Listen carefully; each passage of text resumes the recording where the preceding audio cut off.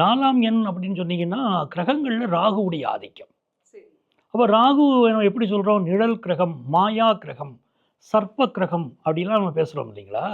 இந்த 4ஆம் எண்ணுக்கு என்னன்னு கேட்டீங்கன்னா, வாழ்க்கையுடைய எதார்த்தத்தை பேசும். ம்.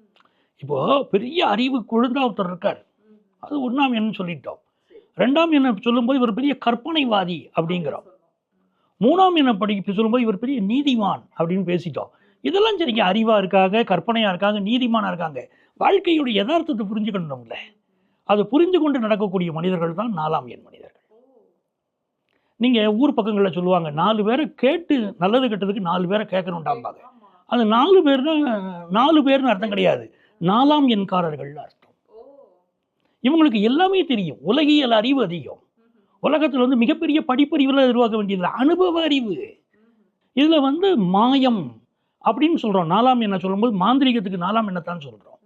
அந்த 4ஆம் எண்ண வச்சுட்டு தான் சில பேர் வந்து ரொம்ப அதிகப்படியான கற்பனைகள்லயும் இருக்கிறவங்கள சொல்றோம். ஆனாலும் கூட இதுல எப்படின்னு கேட்டீங்கன்னா, இவங்க எதார்த்த வாழ்க்கைய பார்க்குறாங்க. அது ரொம்ப முக்கியம் 4ஆம் எண்ணுக்கு.